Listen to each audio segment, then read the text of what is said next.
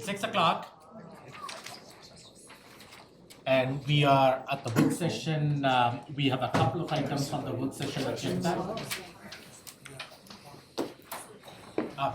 Guys, you can join this conversation, but we have something else on the agenda first. So you can be part of the conversation if you want, but it doesn't involve Palmer. We need committee members. We're not on the committee, Okay, so we're waiting for Jill to, Director Haefley to join us. The first item on the agenda is the mill levy override governance policy. I'm going to give a little bit of context and then turn it over to Director Nelson. She brought this request to the board. So it is my understanding that, Chipex is also, Mr. Chipex is also joining us.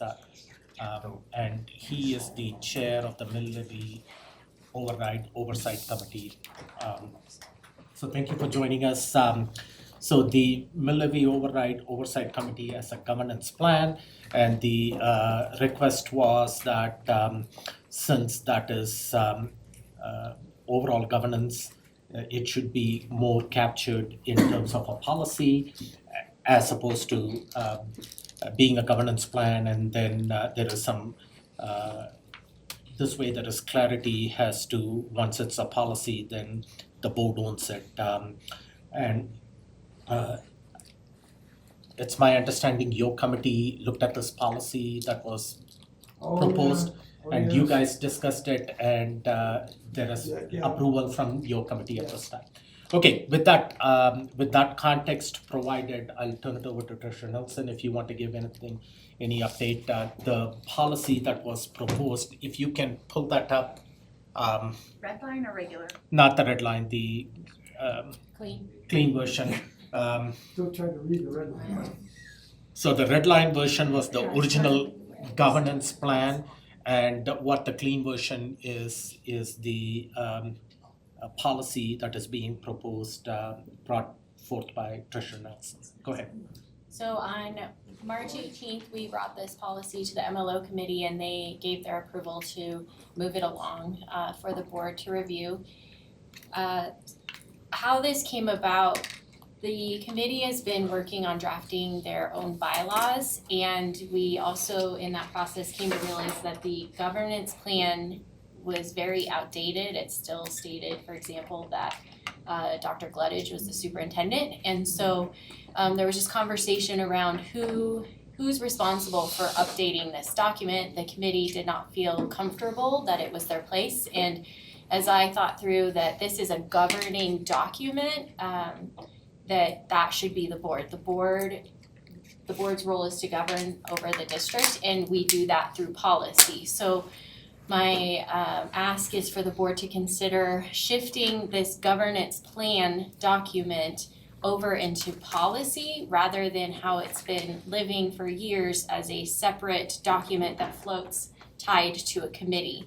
And the information that is in here, some of what I've added, I went through the original ballot questions and the original spend plan, which the ballot questions reference in, they reference a spend plan in the question itself, the election question.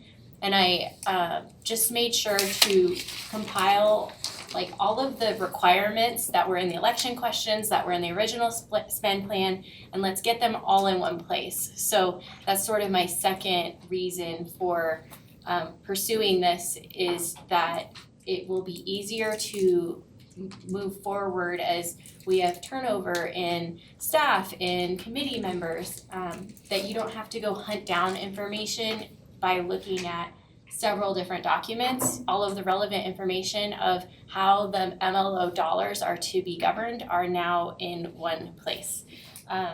So I have asked Mr. X to join and help speak to sort of the rationalization of this conversation. And first, I just would maybe ask you to give a little history on your experience on the committee. Sure.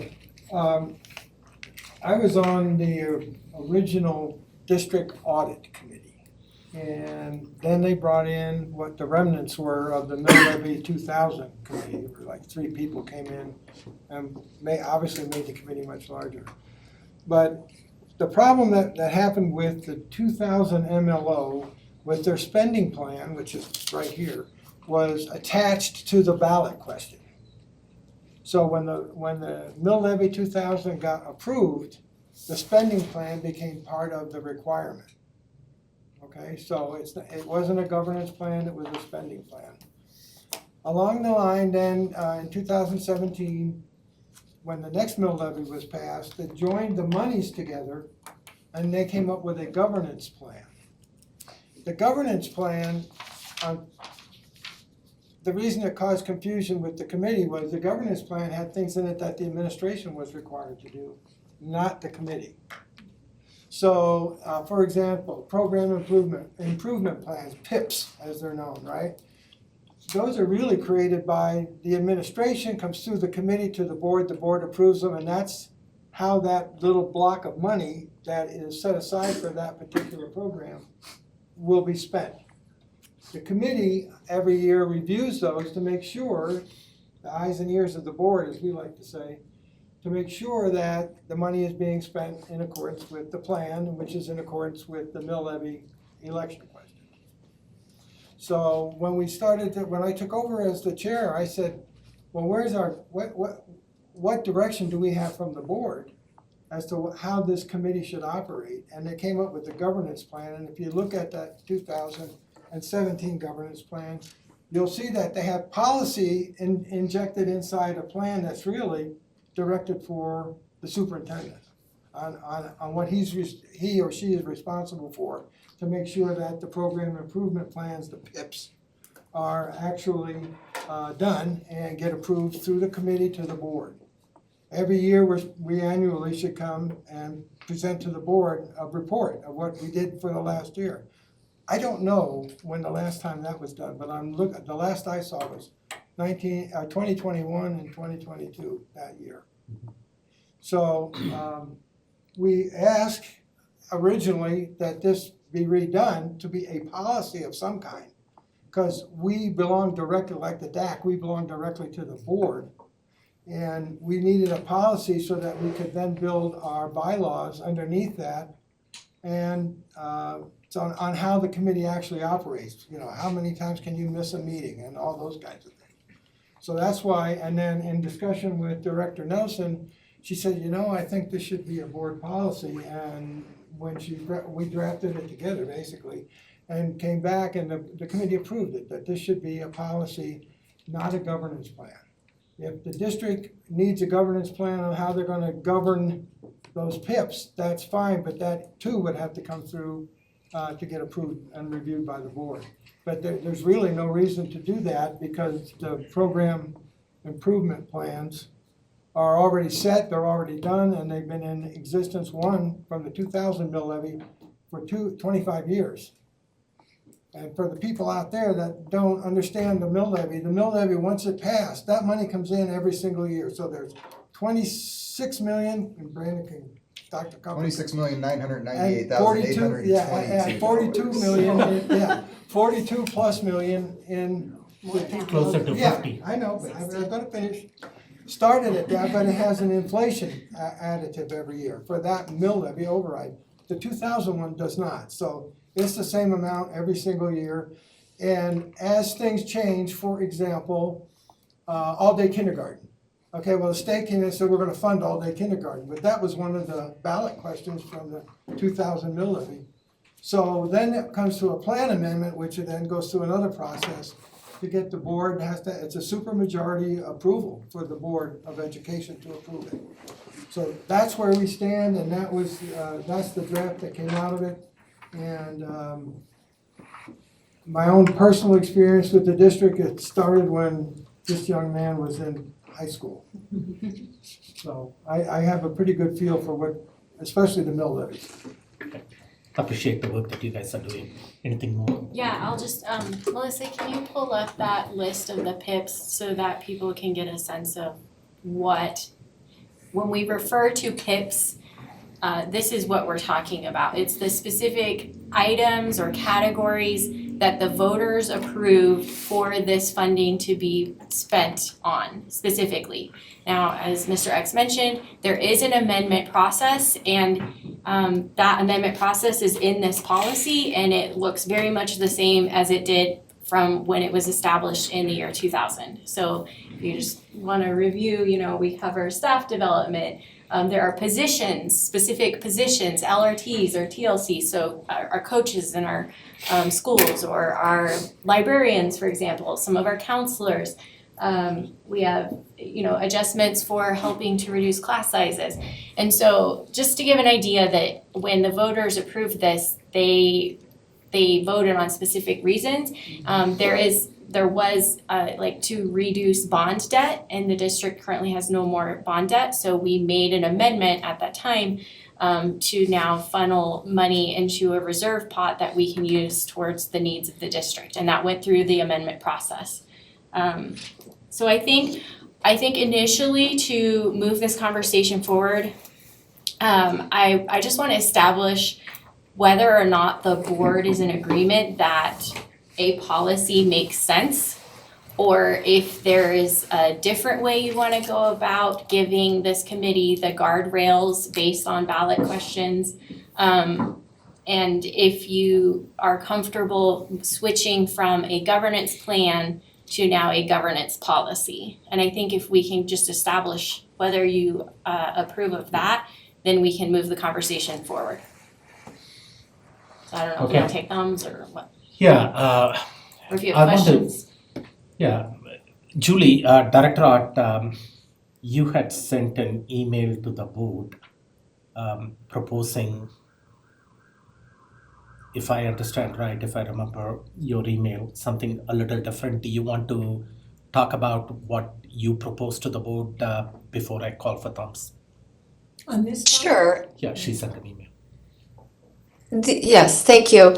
Sorry I can't be with you tonight. When I read this proposed policy, and it starts out with saying that we're supporting the ballot questions, which I don't think is the case. This policy will govern the Citizens Oversight Committee to monitor the funds.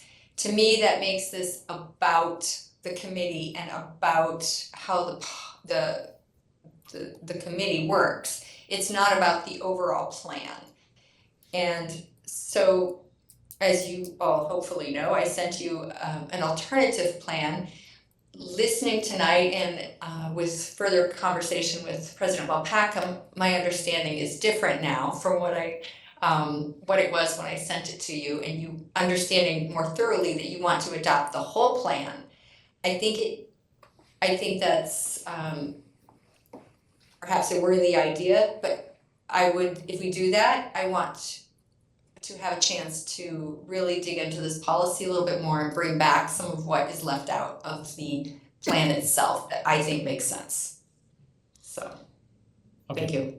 So I think what I understand from you and the conversation that you referred to, what you proposed to the board was to keep the governance plan as is, and then have an additional policy as well. The clarity that I provided to you was that the proposal that was coming from Director Nelson and the MLO was this policy takes the place of the governance plan. Okay, so that was, and so your feedback is based on that. Can I respond? Yeah. I also, in the original email I sent to the board, sort of giving context, when I think about that, sometimes we as a board have to create policy because of what happens at the state level with statute or legislation. The election, the voters mandated specific things take place in regards to this funding. And so it's not so much about the committee, it's about making sure that what the voters approved to monitor the use of these funds is actually happening. So I sort of see this as like the law of the land in D11 that the voters approved through these MLO election questions and the spend plans that were tied to them. Okay, So, And hold on, and so, Director Ott, given what you just said, how is it different from what you're proposing? My focus was much greater on the committee and saying, here's how the committee works. And it references back to the plan. So what I think if I understand more correctly now, Director Nelson is proposing we move the whole plan over. And my only objection to doing that is that, to me, this policy would need work. I think it reads as a committee, a policy about the committee more than the plan. And there are things left out of this as a policy that I think we should include. Which we can dig into, or if you all would be if you're okay with making this a policy, maybe Director Nelson and I can sit down and go over some of that and come back with some edits. so, Jason. What is it missing, Director Ott, that you feel needs to be added? Well, I mean, we can. Sorry. Larry? So I think what Director Art is talking about is that first we'll decide if by terms the board wants to move the governance plan into a policy. And once we have agreement on that and the will of the board is to move it to policy, then we talk about the language of the policy itself. And that may be better, like what Director Art proposed, that Director Art and Director Nelson, if you are good with that, you talk and figure that out and then come with a proposal adopting both your, whatever it is Absolutely, that. I sent this out well in advance so that there could be that communication and moving it along. And I did, even though it was challenging, I used the original, the last approved governance plan and modified it. So if you're feeling as though things are missing, I didn't really delete like substantive, is that word again? Things out of it. I more tried to just clean up the language and bring it to that higher level, that 30,000 foot level that the board is trying to do with all of our policy work. And I did also go back to our old version of our BDF policy where we had the MLO mentioned in that document. I don't know if you guys remember this, but that was repetitive of what's in the governance plan. So again, if you see that there are things that are missing, definitely let me know. But I did try to keep it as consistent with what the overall intention was of the documents from 2000 document to the 2017 document. Okay, go ahead, Director Art. Thank you. So there is a section called Overview of Plan in the original, and there's a section called District Comprehensive Performance Plan, and that has all been removed. And I realized that you took parts of it and moved it elsewhere, and that's fine. I personally would reorder some of the plan. The other part that I think we need to work out is we are annually looking at like the directives.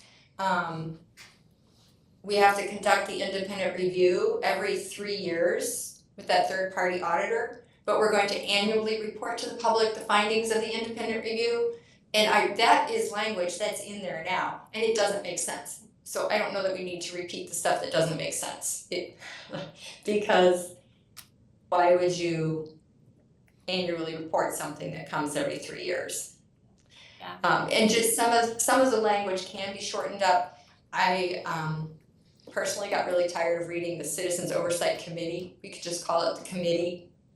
And So how about this? How about, because I was thinking about this, I have a few things like that I'm like, oh, I use the same word twice in this sentence. If the board is comfortable with just letting us do the wordsmithing and then coming back to you, if I initially tried to keep it as much in line with what the original documents were conveying and some of that phrasing, like still using some of it. But if you guys are comfortable with us like really making this more succinct and throwing it in AI to help us even, like, hey, make this sentence more succinct, or this paragraph. I would totally be comfortable with doing that instead of us wordsmithing tonight. I still see your hand raised up, Dr. Rock. Yes, thank you. I agree that maybe we can make it more succinct, but I also, there are two objections I do have to this version that I would like to address. One is that, I'm gonna have to try and find this now. I believe it's the second sentence. I'm looking at the red line version so I can see my notes. The Citizens Oversight Committee provides transparency, accountability, and will ensure expenditures support the board priorities. That is not the purpose. That's new language, and it changes what this committee does. So that's one concern I have that is significant. Another is that the original governance language had, I'm looking, well, let's see. There was supposed to be, you said shall include a member of the district accountability committee, and I appreciate that. It doesn't say how many, so we might want to address if that's a minimum of one. I do think we could bring in a little bit more of BDF where we have to reference BDF, the policy about our committees. And let's see, under the amendments to the plan, the District Accountability Committee reference has been removed. So this is actually a problem we have. We don't have the original document, clean document to look at. We don't have the original governance plan posted on board docs, so it's, if anybody wants to find it, they have to go to our mill levy overriding page. But amendments to address changing circumstances, it no longer references that the DAC also has a say, which is part of the original governance. So let's talk about what the feedback was with removing the DAC from the amendment process. Was there any? Can I start with the other stuff that Sure. she, so regarding the Board of Education priorities language, the original spend plan uses the language of to support the Board of Education adopted vision and mission statements and the goal statements associated with the vision and mission. So we just have been using the language priorities. If we wanna go back to vision and mission, like, okay, that's okay, we can do that. But I think the sentiment is there, that it's all regarding the direction the Board of Education is wanting to take the district. And then I apologize, I realized this morning that we should have uploaded like the ballot questions themselves and like you said, that governance document. I was thinking about this more in terms of it's a policy conversation. I didn't really think through that actually we need to take a step backwards and do some ground laying of just what is the MLO and where is this all coming from. So I apologize that documentation wasn't already on board docs, and we'll make sure and get it uploaded for when this comes as non-action.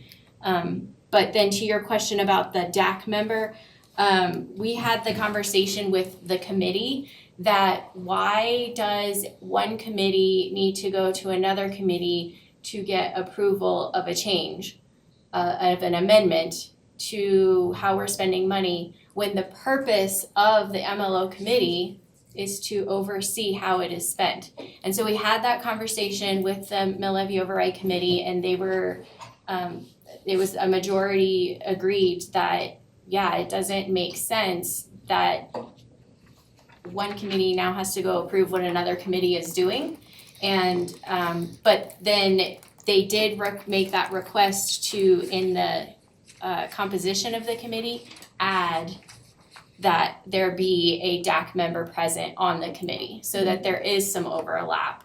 In the sense that what is happening in the whole district, that should be communicated by the chief resource officer to the committee. If they are bringing an amendment request, then it is his job to explain the general fund budget, what is happening in that, and then now how the MLO dollars could impact or not impact that change. So things aren't happening in a silo. The MLO, just because they're focused on the MLO dollars, it doesn't mean they're not gonna get that information of the rest of the budget and what's occurring in the rest of the budget. So, did that answer your questions? Okay, Director Art, do you have any response back at this time? Otherwise, I can propose a path forward.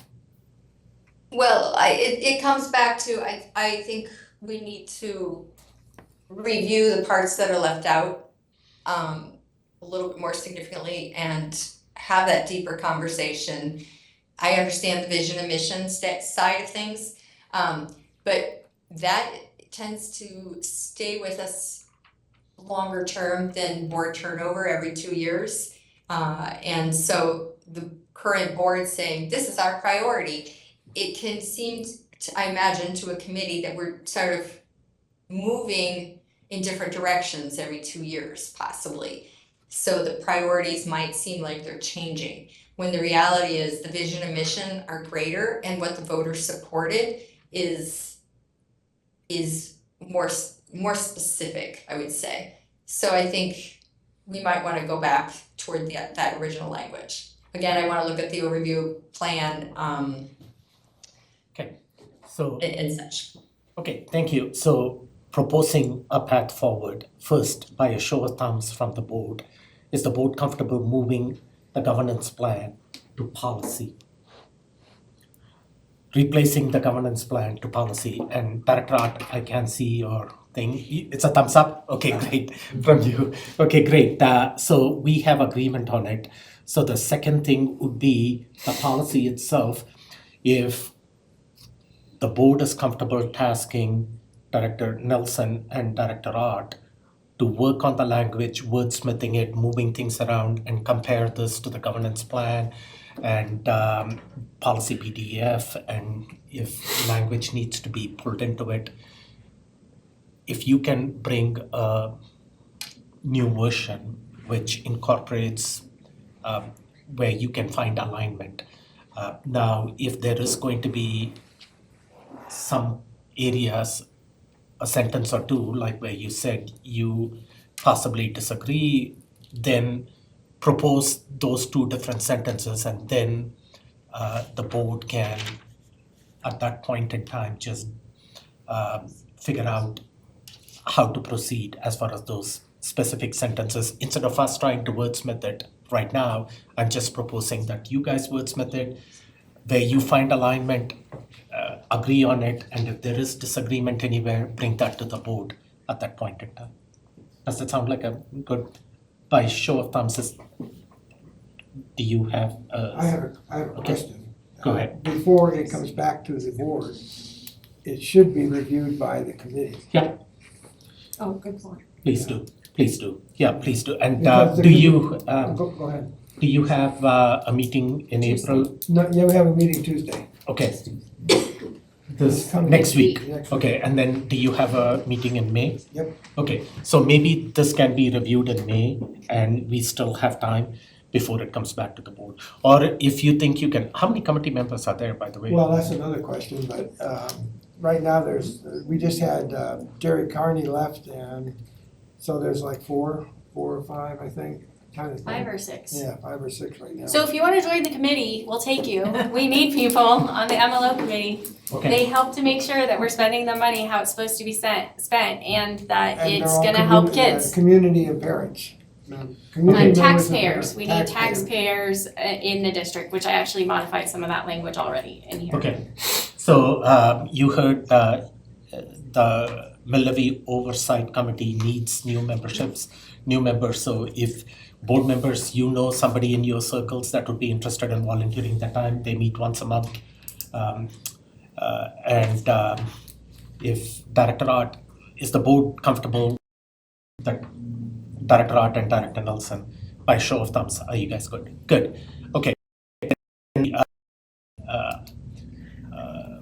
Directive from the board is that Director Art and Director Nelson work on this, come up with a acceptable language, wordsmithing this proposal that came from you and Director Art, the modified policy she proposed, and then take it to your committee if it's possible. If it's possible to take it in May, or maybe they can provide As soon feedback. as soon as you can get it to us, we will send it out and do Yeah. an email vote. Perfect, that's good, okay. Are you all comfortable with sort of establishing that this is the draft we're working from, and that going forward, I will bring you a new red line of this? Yep. Or do you want to still have the red line of the 2017 governance plan that I originally worked off of? I think the new version is good, but if you need to pull back some language from the governance plan, because of Director Roth's suggestion, you can pull some language into this document from the governance plan or policy PDF, whatever might be necessary or reference to. Is it Malpaco? Yep. Since I would say Director Nelson, I don't disagree with everything you've put in there and with whatever the work the committee's done. But I think it will be simpler for people if there's not redlining of redline version. If we just adapt the new, from the original, if that would work. I mean, maybe we can work that out between us if it That's what doesn't I'm matter, asking. hopefully. I'm asking the board if they're comfortable with now saying, we're gonna work off of this draft and redline it. The clean version that is on the board docs right now. Yeah. And then redlining. But it's not that assumes that this is, I don't wanna say good enough, but it assumes a lot. It doesn't allow for the original language. We're putting stuff back in, and then people are gonna wonder where it came from. So I just assume start from the beginning. But I already did that, and you've had your chance to, that's why we're here.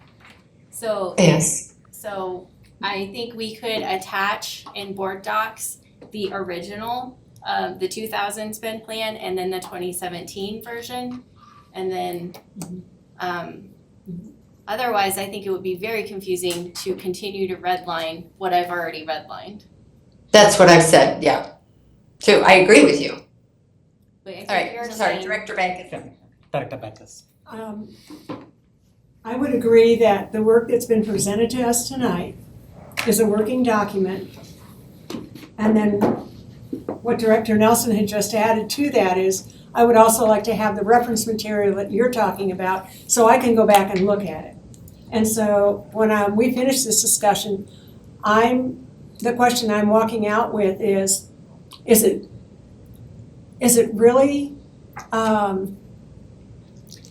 when you talk about mission and goals and vision, and you balance that or contrast it to board priorities, which one has the longer lasting? I know that mission goals and vision have been educationalese for as long as most of us have been in education.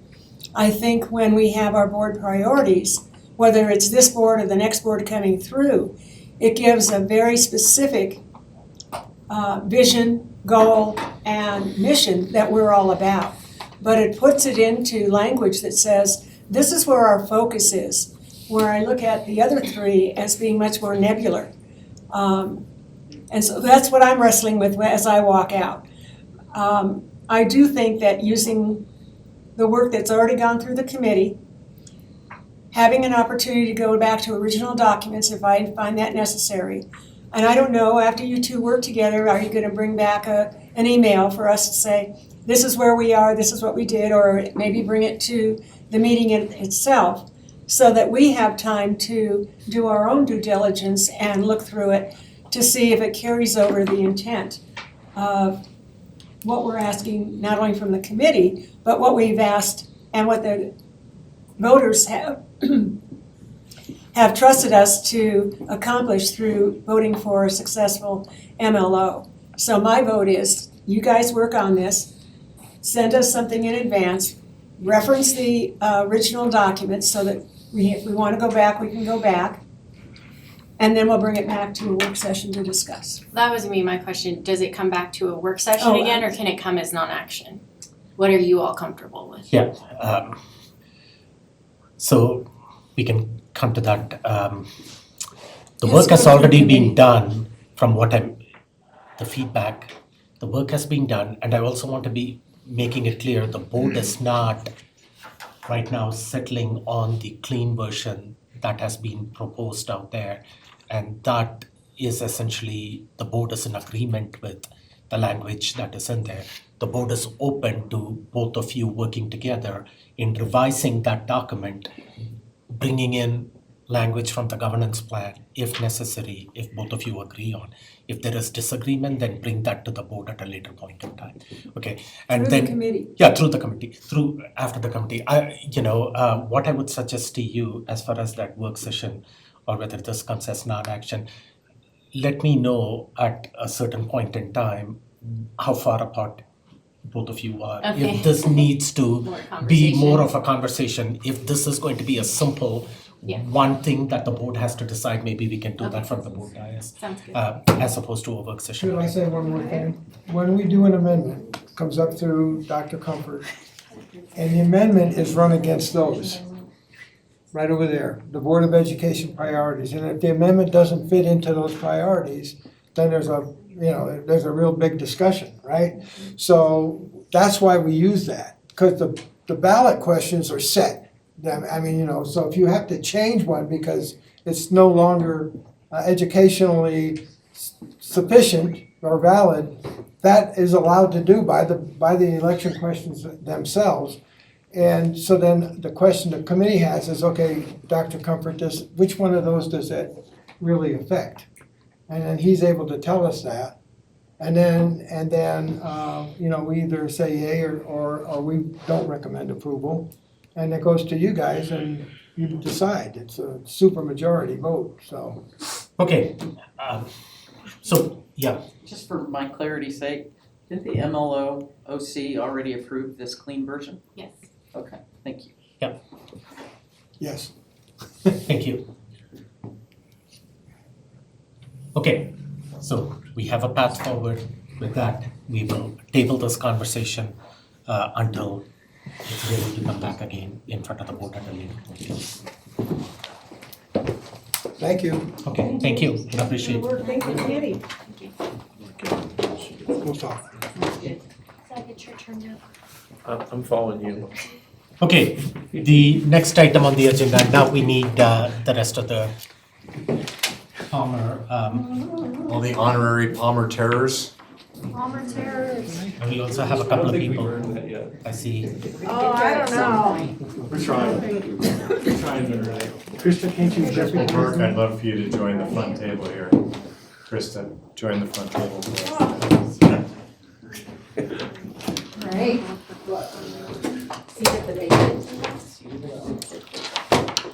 Okay. Okay, with that, we are moving on to the next agenda item, which is the Palmer High School Master Plan update.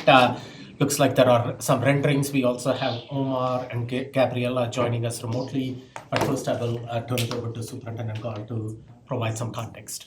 I couldn't be more excited by the work of this group and every extension of this group. There's not enough room in this building for the number of people that we have worked with and that have provided input to provide you that hopefully will be, that is the last picture of the current layout of Palmer High School that we will ever see. We have a lot of information to share with you. It has been tested, it has been vetted, it has been rooted, it has been informed, it has changed because we want to make sure that we are meeting the vision of what Palmer should be delivering for our community for the next 100 years. As you go through these slides, I ask you to have two different halves of your brains. For the engineers in there, you will see schematics and you will see phase one and very specific construction terms, and then you will see renderings that will excite the other half of your brain. So find the piece that works for you, but see the totality of really the work that we have prepared here. That we could not be more excited to present this update with you. And I'm gonna pass over to Dr. Wise because she has really run most of this work for us to then introduce our partners. Thank you so much for seeing us again and hearing where we are in this Palmer project. It's been a year of a journey, but we're incredibly proud of where we are today. And I really just want to start, my top line is just thank you to the entire Palmer community who's been part of this so far. To staff, Krista, to you and your entire staff for making this so enjoyable to work on, for being part of it, to our students for being so vocal and involved, to our community partners, our neighbors around Palmer High School. This project is only where it is today because we've had over 30,000 touch points of community feedback. There's no way we would have gotten to this master plan without this input. This is driven by the Palmer community, and it's been a really authentic, engaging process, and it's something that makes us incredibly proud of where we are. And when we can present something to the student council and there's nothing but smiles and excitement, that feels great. So a huge thank you to the entire community who's been part of this, and we're excited to hear your feedback this evening. So without further ado, some of the usual suspects: Doug Abernathy with RTA Architecture, Chris Meek with Adolphson and Peterson, our contractor, and then joining us online are Omar Calderon with Perkins Eastman and Gabriela Bermeo with Perkins Eastman, who've been helping us with both the engagement and the design. So, You should acknowledge one of our steering committee members here. well, shout out too to the Capital team, Jen Hoteling and Hannah White, who have been a huge part of this and will continue to be. And then Mr. Tom Hess in the audience, who is a steering committee member and as well as has helped shepherd this design. So Doug, all you? All right, well, we're gonna go over this at a high level, but we'll talk a little bit about the engineering side, as Superintendent Gall talked about, and some of the phasing associated with the project. And then we'll touch a little bit on budget at this point. We'll give you some design updates with Omar and Gabby. We'll talk a little bit with overall schedule with Chris here with Adolphson and Peterson, and of course, we'll open it up for questions for the group. So just a little bit of a recap of what has happened here in April and also what's gonna happen in May. So we've been meeting with this steering committee. We actually have a steering committee meeting here in a couple of weeks. We're also gonna do a community open house on that night. So after the steering committee meeting, we'll have a community open house and we'll report out what we're gonna share with you tonight, but also additional information that the team is working on. We also have user group meetings are specific meetings with the teachers, the staff of the building that'll happen on the 23rd and 24th. We've been meeting with Krista and Matt at the building regularly here every week for the last 3 weeks. We'll continue those meetings. April 14th, we'll come to the board for approval of the master plan, May 14th, the official approval of the master plan. And then we've just recently established a groundbreaking date of May 12th that we're really excited to share with the community. Part of that request was actually Jess and I were at the Future of Palmer committee meeting on Friday, and the seniors asked if we could do that before they left and their last day of class. And so that was driving some of the decision for when that date will be for the groundbreaking on May 12th. And then, as you know, we are moving towards construction starting this summer, and we'll hit on some of that phasing as we move through this. Before you move away from the Yes. slide, Sorry. we now have a fixed date. The community open house is going to be April 22nd. Correct. Okay, so that's April 22nd, and May 12th is going to be the groundbreaking. Yes, we'll That's get correct. all of those in your inboxes. Thank you. Yes. Appreciate it. Communication team is working on that. Multi-pronged. So design updates. Yeah. Oh, still you. Oh, still me, all right. So just a recap where we are with first phase. So first phase is focused on academics, as we've talked with the community, with the steering committee. And so the yellow item that you see there is the 3 to 4 story academic building on the east side of the building. That will be the first phase of construction. Then the renovation of the 1939 building, and then some minor work in the 68 building, just to enable this work that's the reshuffling of staff in the building as we move through. We're showing a concept here just as a placeholder of Boulder Street. Don't think that that's the final design, but it shows the unified campus through this phase of the construction. As we move to phase 1B, that is really part of that next phase of the master plan, the full master plan implementation is really focused on unifying the campus, providing the track and field, and then also potentially a field building, but you can see the impact of the field on the site. We lose the 1968 building. We also lose the auxiliary gymnasium as we move through this process. So just a little And the potential, oh, no, never mind. question. So are you all right? Good, all right.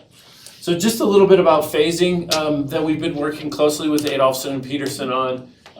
Abatement and demolition of the tech building starts at the end of the school year. So school gets out, there's a day after Memorial Day where staff is still there. Right after that, we would start abatement and then demolition of the building.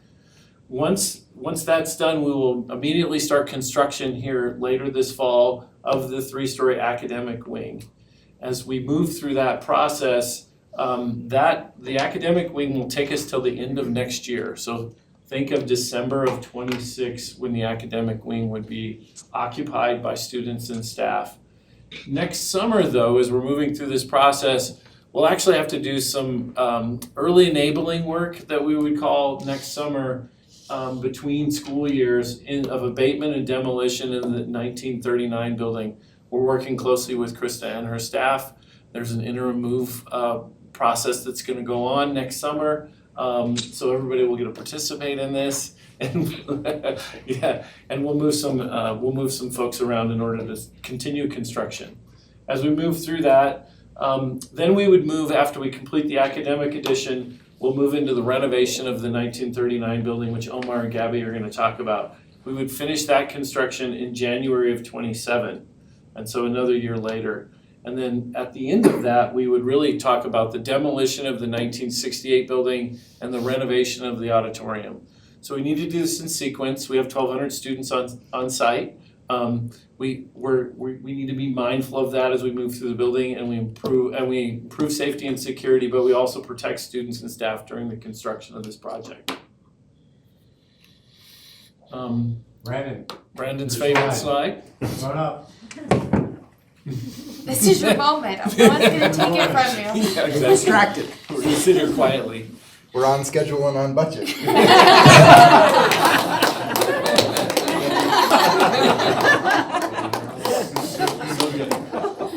So we've been working closely as a team as we've developed this master plan to look closely at the first phase of this project and to right size that to fit within the budget that has been established. This is the rough order of magnitude. It covers all the scope that's identified up there. The total project budget is $100 million.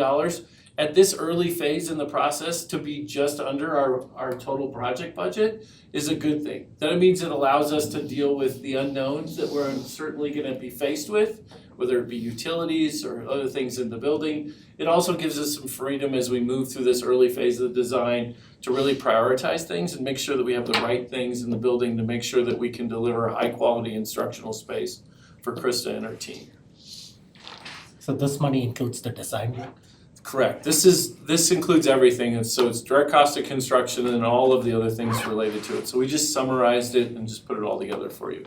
Gives us flexibility as well. Market went back up today, so it's better today. Yeah. This is a No question. tariff yet. That's exactly right. Superintendent Gall hit it on the head. One of the things that we continue to have to monitor is tariffs. There's money that is built into the budget with Chris and his team to deal with tariffs, but we don't know where that's going. That changes every day. And so there's still some flexibility in our budget to take care of those things as we move forward. Onto the Excellent. My other side turn. of your Yeah. brain. And sorry, were you still going? No, go ahead. Can I go? Okay, excellent. It's a pleasure to be with you all today, even though it's virtual, to walk through these images. And I would say that we are on schedule and on budget, and we have not really diminished, what we're hoping to achieve, which is a great place to learn, right? And a place that is everything that the IB program, has to offer. These are a couple of really great images, and we have a whole series of them showing the building as it was originally designed and delivered and what it looks like today. And one of the things that we were really curious about is the student experience, the entry as it was designed. And if you look at these very carefully, you'll notice that there's actually some doors that no longer exist in the image on the right. that were original to the existing structure. If we go to the next slide, we can talk a little bit about what that means. And really that building was actually designed to be a civic building in community. So there was a dedicated entrance for the students, which is marked in red. And you see the arrows there pointing through the entry there, leading to the corridors.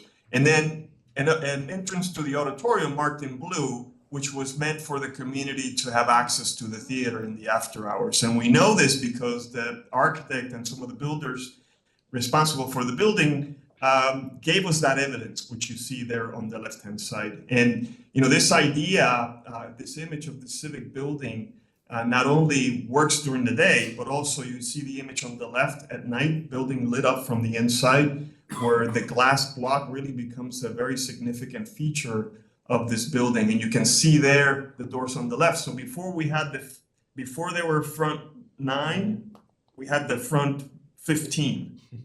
And this is something that we're actually leveraging, restoring that sequence so that we can leverage some of the things that we want to do in the interior. Now, before we go away from this image, I want you to put in your memory bank the admin suite of spaces that you see there, which is partitioned into a series of little offices and little corridors. Just keep that image in the back of your mind as you see some of the images that we're about to show you, but the transformation of the entry experience. The other thing that we have done is thinking about the campus walk and the absorption of Boulder into the campus to connect the north and the south sides of the campus. And during phase 1, by the time phase 1 is complete, we want that experience to look as complete as we can deliver it. So there will be a campus walk that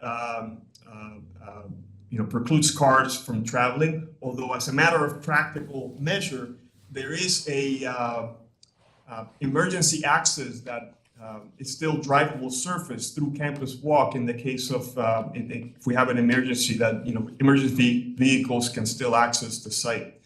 You'll also notice 2 plazas, one on the Nevada side, which is very modest, but then an entry plaza, a major entry plaza on the Weber side, which is going to align with a new secondary entrance into the building, as you'll see in some of the later slides. So we're really trying to adjust the site and design it for student movement and to give the students the choice of movement through not only how they arrive at school, but also through the plaza as well.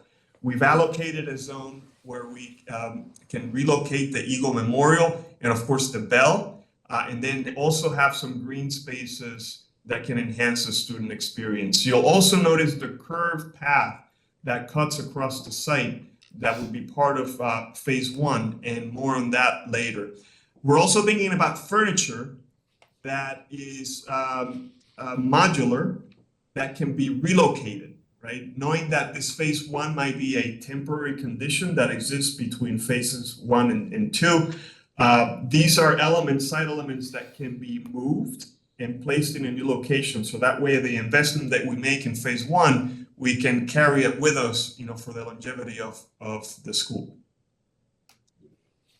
So, and so when we walk around the Weber side of the school, the new entry from Weber and Boulder to our right-hand side here is marked by this 2-story entry of the 3-story building. And you see that we are using a coloration that is meant to be sympathetic with the existing 1939 building, but we didn't want this entrance to compete with the magnitude of the main entrance on Nevada, right? So this is a secondary entrance that we perhaps be more for daily use. You're getting dropped off by your parents or you run by car. This would be the entrance that you would use. To the right, we have a plaza that I described in the previous sketch that provides the students a place to gather before and after school that is away from the cars, away from Weber, and just provides another kind of enclave for our students and families to gather.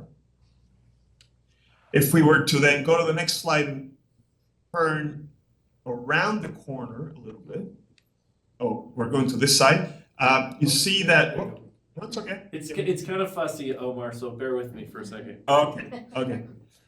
All right, we can stay here. So as we turn around the building, you'll see that there's some elements that should be familiar to all of us by now. And one of the things that we learned from looking at the 1939 building for all this time is that it was teaching us how to turn the corner, right? And so you see the emergence of the curve, this very modest curve that's actually leading us around the building and kind of leading us into the courtyard and revealing the view of the front range beyond those trees. And go to the next slide. If we were now to walk in the other direction towards the 1939 building along Weber, you'll see that this is an urban building, right? And we've been always talking about Palmer as our downtown school. And what does that mean? Well, one of the things that it means is that it's an urban building, part of the urban fabric. However, we've done a few things to better harmonize the new building with the existing. You'll see that at the corner on the right-hand side, the building is has that three-story mass of red that then steps down to 2. And we think that relationship of stepping down these masses has a better chance at harmonizing with the existing building, which would be slightly smaller in stature. Then you can go to the next slide. And so then the story on the opposite side of the new wing, now looking from the courtyard side, it's a little bit different. The building really opens up. And I like to think of this side of the building as having one major picture window whose sole purpose is to really do 2 things: to capture this majestic view of the front range and connect all of the learning that's taking place inside with this beautiful place that the school sits in, but also connect with the courtyard in a very direct way. You see that at the ground level, there's a little bit more transparency and glazing, allowing for some of those activities to be both physically and visually connected to the quad, as I'm calling it. You also see this curved path, which is part of the design that is being implemented in phase 1 that allows us to then proceed with phase 2 and the acceptance of that, the curvature of the track. A little place for students to sit. So you see a few steps, very modest steps where students can gather, and that those steps follow the curvature of the track from where you can perhaps enjoy viewing your friends, run around a few times. There's a few other things that are going to be happening in the quad. We talked about the eagle, we talked about the bell, and there's also some stormwater management features that we're integrating into all of this as well. And then at the end of phase 1, this is sort of like a bird's eye view, or the eagle's view, if you will, showing the promenade being created on Boulder, the path, the curved path into the quad, some placeholders for the Eagle Memorial, the bell, and then of course the new wing, and you can appreciate the big picture window that is allowing both daylight and views and a great deal of connectivity into the courtyard. But then recognizing that there's going to be a future where there's going to be a phase 2, right? And so here's the same view showing the track and how that integrates into the design that's being laid out as part of phase 1. Now we want to talk a little bit about the interior. I'm really excited about this, and I asked you to keep in the back of your mind that image of the ground floor with the admin suite with all the little spaces. The transformative power here of just removing a few walls to get more access to daylight. So this is, you're standing in what is now the lobby, or what used to be the lobby for the theater. The theater would be to your right. The front 9 is directly to your left. And in the center is the main stair. And you can see that from this vantage point, we have access to daylight and views in both directions, which is going to be transformative. Also helped by the fact that we're removing a few parts of the second floor to create this vertical dimension to the space. And that actually has both the effect of adding more daylight to the space, but also creating a greater level of connectivity, both horizontally and vertically through the school, which is something that we are missing today. If you go to the next image, this is another vantage point of the same space. We have now transformed the administration wing into an open area where the commons are being housed. So this is the place where the students would get nutrition during lunch, but it's also a place that transforms throughout the day to have other purposes and uses that are academic in nature. This is where students can come and gather in groups or individually and do some of their own self-directed learning. On the second floor, go back. Sorry. On the second floor is the library. And as we all know, the library plays a critical central role in IB education as a source of inquiry and a place of study. And so we're giving it again a central role, a central figure in this plan that coincides with the commons below. So this all in all is conspiring to become the heart of the school. And you see in the background there in the image, we have this idea for no more lockers on the walls, but instead of lockers, we have books. And so lining the walls with books and creating these really wonderful bookshelves around the space. If you go to the next image, you'll see standing now on the second floor, looking at one of the stairs that connects to the new wing on the right-hand side. So this is a place where the new wing meets the 1939 building. And you can see that that transition is seamless by just the surgical elimination of a few walls to create this level of connectivity. And then the stair, which takes us to another level of the library where perhaps there's other kinds of spaces there for private and individual study. And through that corner window that you see in the foreground, in the background there on the right-hand side, we would get this panoramic view of both not only the mountains, but also the quad and the northern part of the site north of Boulder.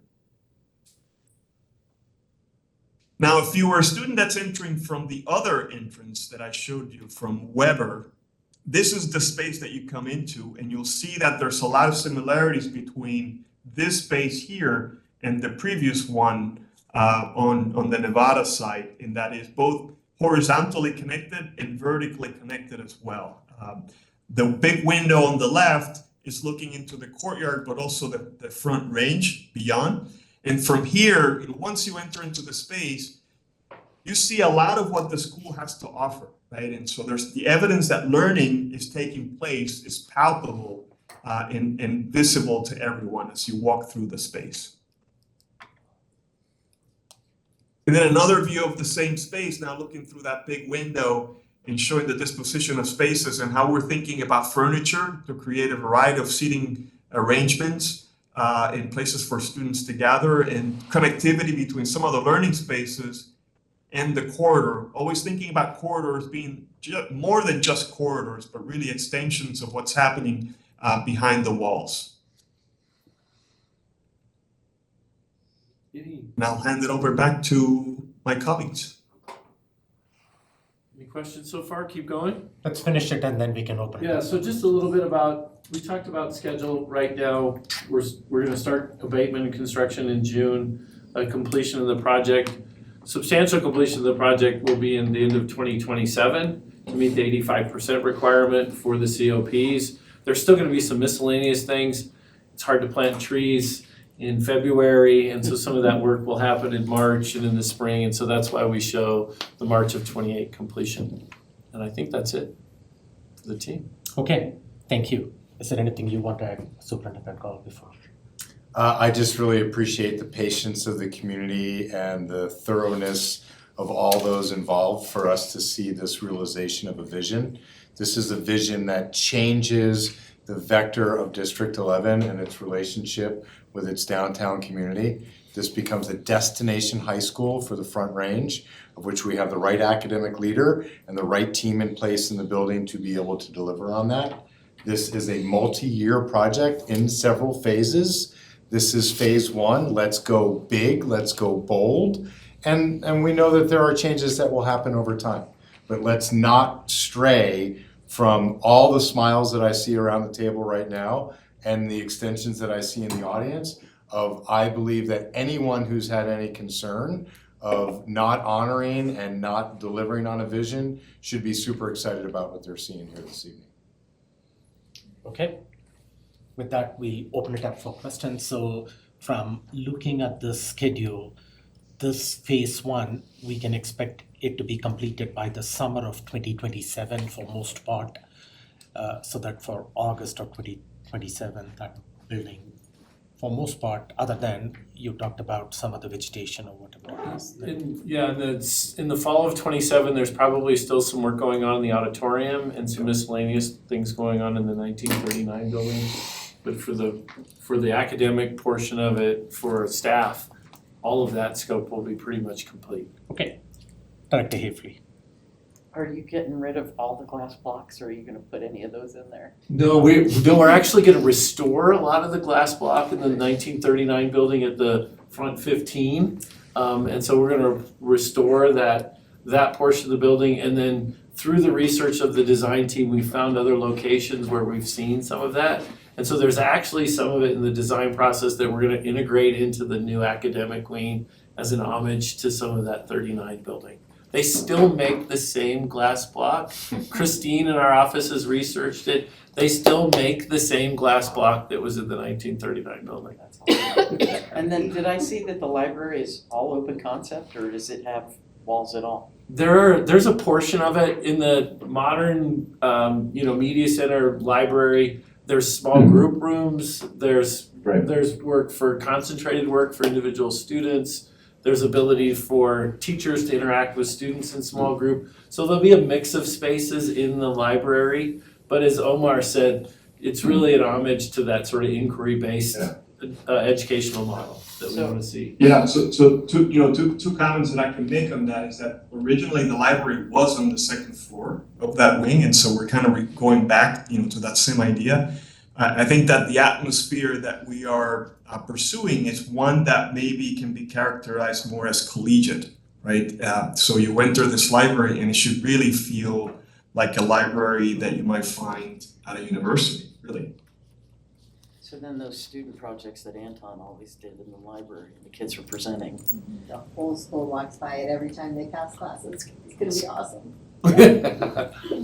It's interesting, so meeting with the Future of Palmer Committee and talking with them is they talk a lot about going to Tut Library at CC and liking to go to some of those spaces that are over there at Tut. Whether they're small group or individual, or like Omar described, the view of the Front Range that you can get. It's interesting how over the course of the last 6 months, we continue to hear that come through our conversations with students. As I said, the library design has largely been driven by student voice and steering committee. So we have 3 students on the steering committee who have given really constructive feedback about what they think will be most productive for Palmer students. And so open but with small group concentrated spaces was their request. Okay, Director Jason. The front 15 entry, we're not gonna be able to see that cool change until 2027 though, after Correct. phase 1. Correct. Yeah, that one there, that's neat. That was my question. So phase 1 is B and A, in that little, both of those are considered phase 1? B is really the athletic wing that you see in the master plan. Right. Oh.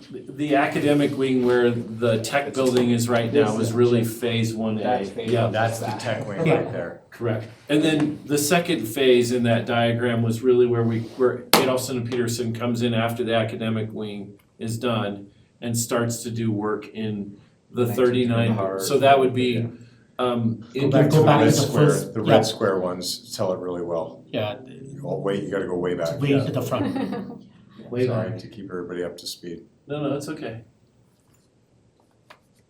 Okay, right, that's probably the best Maybe, place, yeah, right maybe there. the yellow, yeah, there. Yeah, so the one on your left is really the tech building and the demolition and the construction of the academic wing.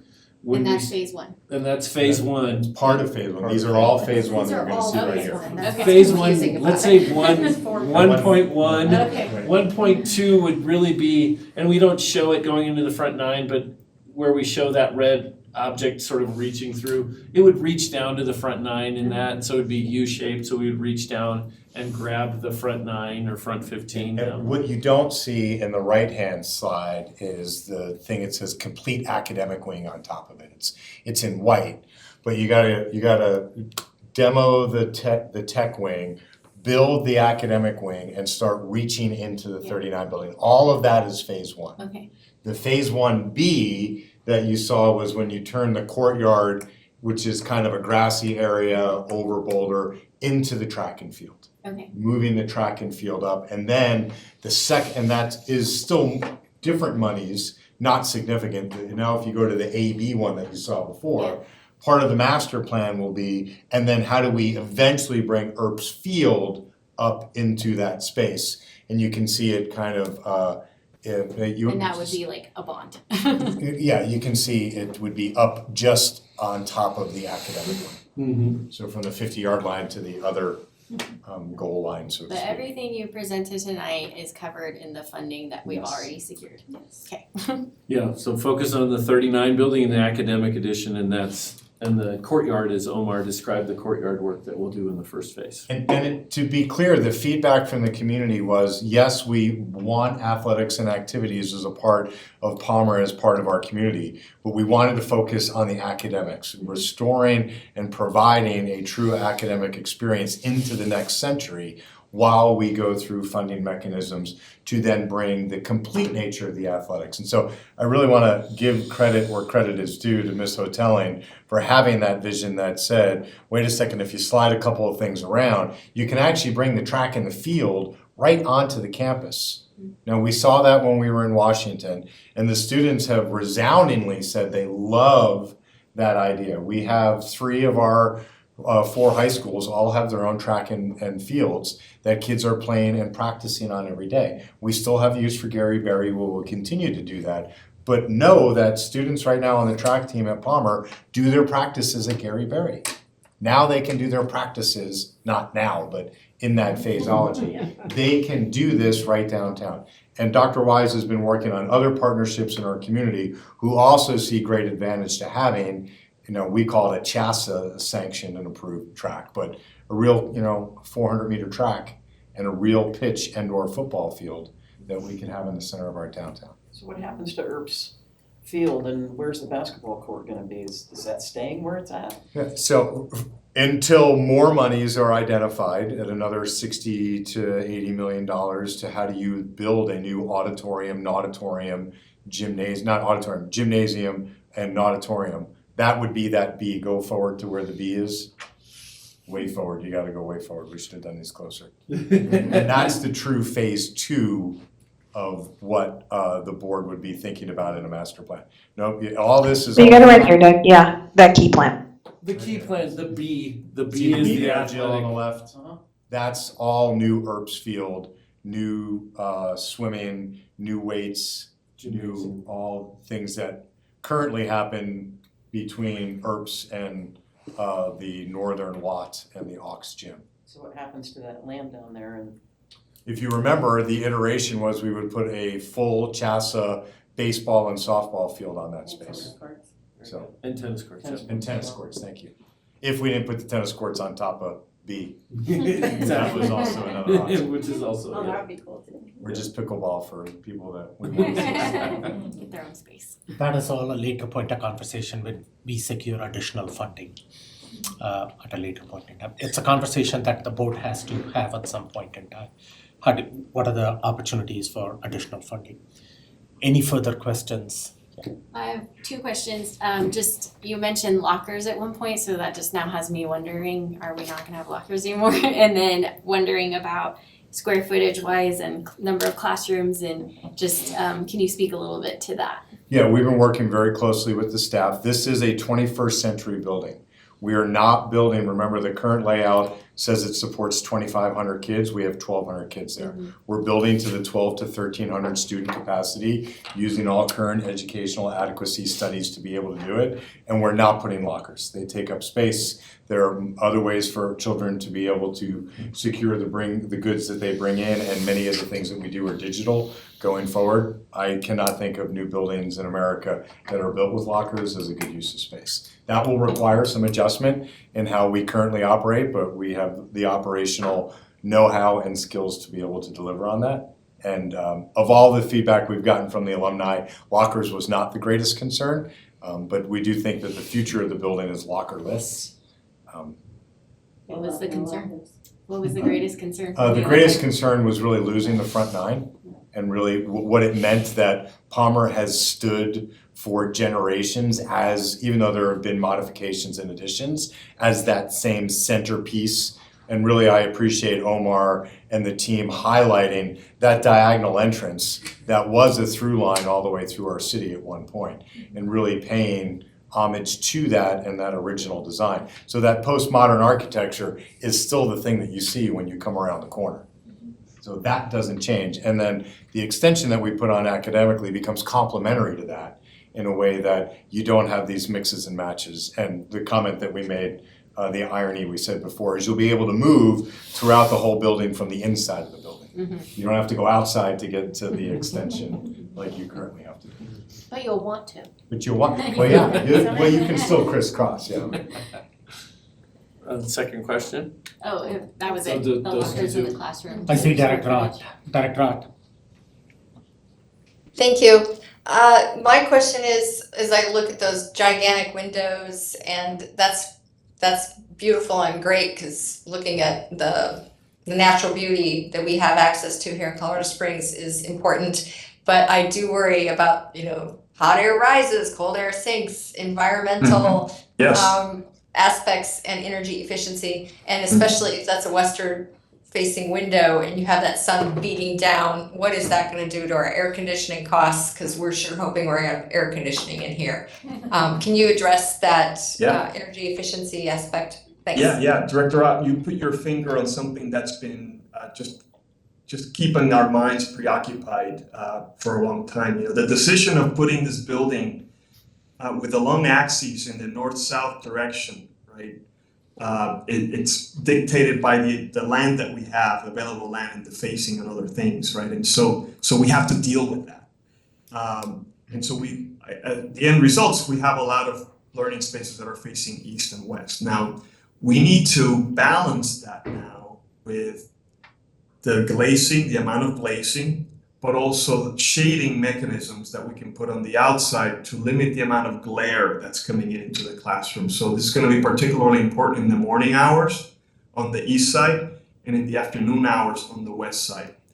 It's a little hard to see in this image, but if you look closely, when you have a chance to look at these more in detail, you'll see that there is a kind of a screen-like element that's covering this entire facade that is meant to be a perforated metal panel that allows you to see through, right? It doesn't limit your view, but it cuts down on the solar gains that are coming into into that side of the building. Again, this is another thing that we need to strike the balance, right? And do not only the daylight analysis, but also the energy analysis associated with it. So you put your finger on something that it's in front of our minds, and we're going to continue to analyze it to find the right balance. Hopefully that helps you. Thank you. Yeah. Okay. Okay. Doug, is there a standard for all new buildings at LEED levels of silver, gold, platinum? Is there anything you can add for the state of So Colorado? we've had, Omar, we're working with the team right now. We actually can model any day of the year, any time of the day with the software we use. We've actually run some early analysis already to maximize daylighting, because daylighting improves learning, right? Connection outside gives you a respite for your brain so you can refocus. And so those connections outside are really important for you. And so we're already running that analysis to meet that criteria like you talked about, like a LEED criteria. So typically it's about 40% of the wall area, and we get an appropriate amount of daylight. And then as Omar said, we're working very hard from a design solution standpoint to limit the glare and the heat gain so that we don't have those issues. Yeah, and so I want to get it on the record because we get these types of questions all the time. This is a fully conditioned educational space for hot days and cold days, and the spaces that you will touch will be fully ADA compliant. And they will be fully tuned so that we can reduce the energy used, the glare disruption, and the heat gain like Omar described. Yeah. And the design team is working hard on that right now. So But there's going to be some energy modeling that we're going to be doing to fine tune that as well. So think of this, these are still concepts. that we continue to work on. The final building won't look exactly like this because the science will inform some of those things like Omar has described at the final solution. But it's gonna look very, very much like this. Go ahead. I just thought of, what is the process? I'm assuming we now need to put a proposal together requesting the closure of that street. And what's the timing for that and what's that process going to be? So Doug can speak to the timing, but But you can speak to the I meeting. will say, yeah, so I will say we've been in continual, consistent conversations with the city to be a good partner in this process from every level. So we're meeting frequently with traffic engineers, with city planners. Just this afternoon, Doug and I were at a meeting with the mayor's deputy chief of staff to get a check-in on the process of this project. Happy to report it went very well. And we anticipate meeting with the mayor himself in a couple of weeks here to further continue these conversations and make sure we're following all the right protocol, because at the end of the day, it is the city and really city council's vote decision. So we have a long permit process. There's both the closure of Boulder, but before that, Adolphson and Peterson and RTA will be submitting permits for temporary closure of Boulder for the construction effort, which would start as early as this summer, actually. And so that's been a lot of what our conversations with the city have been about, is how do we work as partners through this together to get to the right solution? Do you want to talk about the We had timeline? a great meeting with those guys this week with the city, that sat down and explained the logistics and how we're gonna build the first phase and closing Boulder temporarily and how we need to have access, so it was a very positive meeting. It takes about a year, the process takes about a year, our goal is to submit next month. As Chris said, we're gonna move forward with temporary closure because we need it for construction based on Chris's team's sort of logistics plan. But it'll take a year once we submit to get through that process. When Chris Lieber's been here in the past, he's talked about the public process. There's community meetings that have to go on. There's additional data that, like traffic engineering and other things that we have to submit in order to prove the safety and the validity of closing Boulder, but it's all been very positive. Even this afternoon, a couple hours ago. But for the phase one, what we are talking about, we really don't need to close Boulder, whether that happens later on or not, other than a temporary closure for construction. It's more for the phase two and the athletic field that we need Boulder to be permanently closed. Okay. Correct. Okay, any other questions at this time from the board? Sorry, it's a different topic. I was gonna ask about the best grant for Jenkins and I forgot. There's a earlier. best grant. In process, In process. we're, So there's a best grant for Palmer also. Oh, there is? Yes, there are two best grants that were turned in, one for each project. Okay. We won't And so find we're out just- about it Okay. till later in the summer. Yeah, Jessica. until July, I don't believe, Yep. right? End of May. soon. Optimistic End of Doug. May or Soon. July, one of those? For both, Soon. hopefully. There's been some changes to some of those granting opportunities due to the challenges at the state budget, so.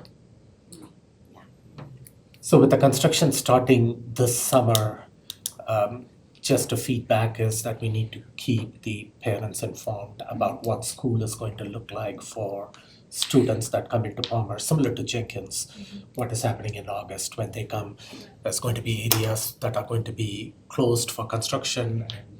They are experts, they know how to do it. Just saying, we got to be in front of the conversation. I'm sure you guys are aware of. So I think the district has certainly proven that we can do that on extremely short notice. We don't ever seek to have to do that on that level of short notice again. So Krista has been working at length with her team already to think about those transition times and spaces. Both RTA and Adolphson and Peterson have been in those spaces for those conversations. Those will be challenging times for us, because again, we have filled up a building that houses twice as many kids than it supports right now. So, but I do think that we learned some valuable lessons in the Jenkins transition of how do we make sure that our staff has time outside of their contract time that they are paid for and supported to be able to make those moves. I think we got really good at that at Jenkins.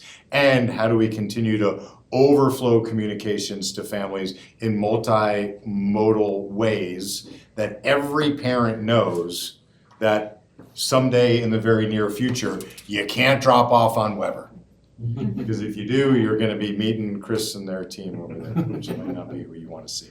So do you feel that because the building already is supposed to support such a larger enrollment that we won't be in need of modulars or anything like that? We don't think we need modulars right now. We have had, and before I would go to modulars, we've had tremendous amounts of outreach from neighboring blocks. Remember, kids are already kind of navigating downtown with what I would say convertible space that says if you need overflow space, if you need place for the the band to practice on inclement weather, you can make a deal with United Methodist is over there. City Auditorium has reached out and said there could be opportunities. So we feel right now that until we get to the next let's go, we're in a really good position, but we're ready to go. I took geometry in First United Methodist. Like the school was that fully enrolled when I was there that they had us going over there. Oh, awesome. Yeah. You've lived it. It's okay. So while, just for the community's awareness, while all this construction is starting this summer, all the Palmer students are still going to be located in that building or adjacent buildings. There is not going to be any movement of Palmer students to other parts of our community at this time. Our plan is to be able to accommodate all Palmer students within the building as the phasing comes across. And like I said, any near solutions will be downtown. We do not anticipate having to turn a ninth grade to a different school or limit applications and choicing into Palmer. Okay. What is it? It's Krista, it's probably less than 20% of the classrooms and teachers are impacted by the first phase. What I call part one of phase one, the stuff that's happening this summer, we will be moving 16 teachers out of 72 teachers. So it's not a significant impact this first bit. The part that will be more impactful will be next summer, when they do the Hart library stuff. That will include moving only 4 additional teachers, or maybe it's 6 additional teachers, something like that, but the entire admin staff, there's about 16 of us, that will relocate to cubicles in the current library, but we've already had those conversations, so I don't anticipate really any struggles with that. I think we've met quite a few times, we're meeting again this Friday, so I think we're pretty positive that we can keep it fairly low impact and make plans enough in advance that people have plenty of warning and information too.